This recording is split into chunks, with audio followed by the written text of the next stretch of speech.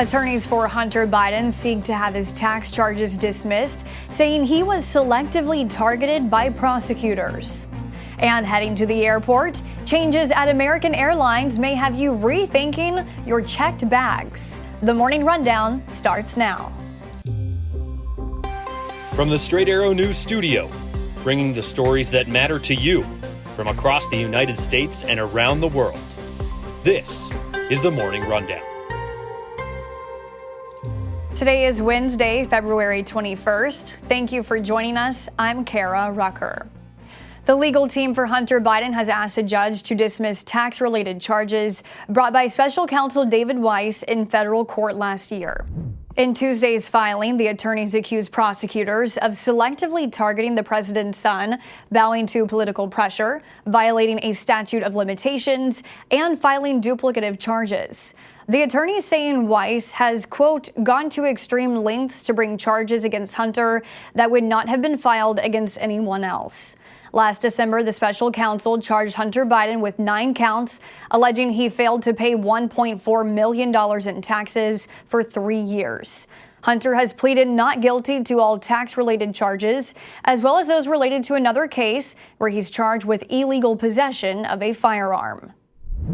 Meanwhile, special counsel Weiss says a former FBI informant who is accused of lying to the agency about President Biden and his son taking $5 million each in bribes received some of the information from officials associated with Russian intelligence. Weiss says Alexander Smirnov told the FBI of the Russian connections following his arrest last week. Smirnov has since been released from custody as he awaits trial. Days after Alabama's Supreme Court ruled frozen embryos can be considered children under state law, critics of the decision are speaking out, including those in the Biden administration. While saying she would not comment on the specific case, Press Secretary Karine Jean-Pierre gave her reaction to reporters aboard Air Force One on Tuesday.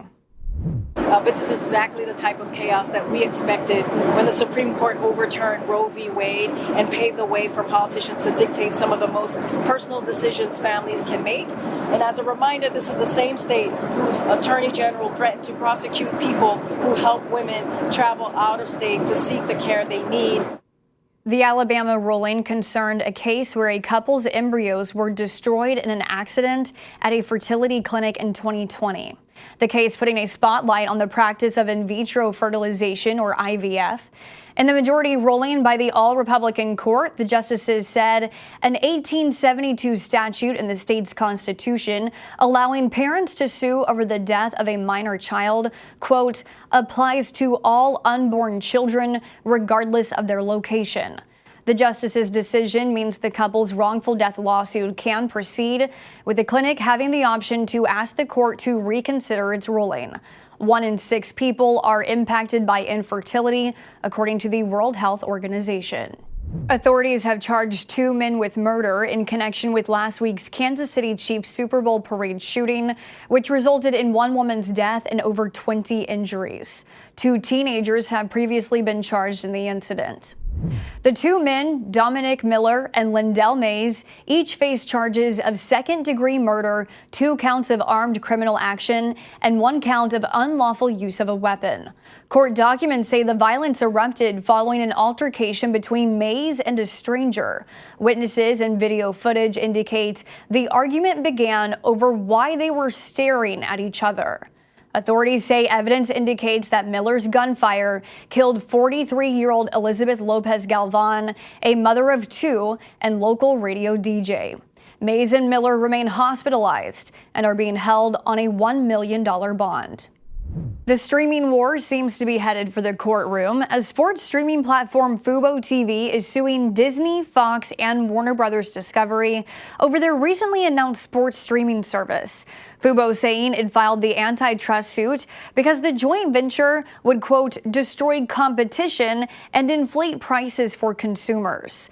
The collaboration between the media companies looks to bring all of their sports assets, including the NFL, NBA, and FIFA, under one streaming service. It is slated to launch in the fall. A spokesperson for the joint venture has so far declined to comment on the lawsuit. If you're flying on American Airlines soon, you may want to pack a little lighter to save a few bucks. The airline has announced it is raising checked bag fees for the first time since 2018. Passengers checking bags at the airport on most flights will now pay $40 for their first checked bag, up from $30. But you could save $5 if you pay for your first checked bag before you get to the airport. Checking a second bag will cost $45, up from $40. American Airlines says fuel prices are making the cost of transporting luggage significantly higher, resulting in the bag fee increase. According to the Transportation Department, in the first 9 months of 2023, U.S. Airlines raked in $5.5 billion in bag fees. American Airlines accounted for $1 billion of that.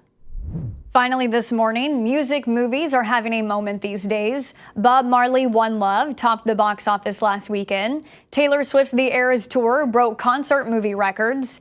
And a film on the life of Michael Jackson is currently in production. And now we know the next 4 musicians with movies on the way, or should we say the next Fab Four.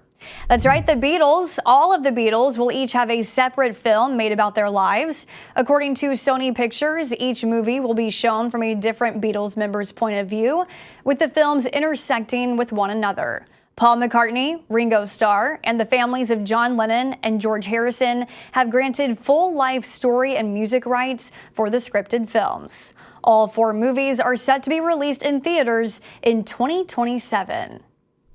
These are your top stories for this Wednesday. Be sure to visit san.com/rundown to sign up for our daily newsletter. Unbiased, straight facts, that's Straight Arrow News. We'll see you back here tomorrow. Until then, I'm Kara Rucker. Have a great day.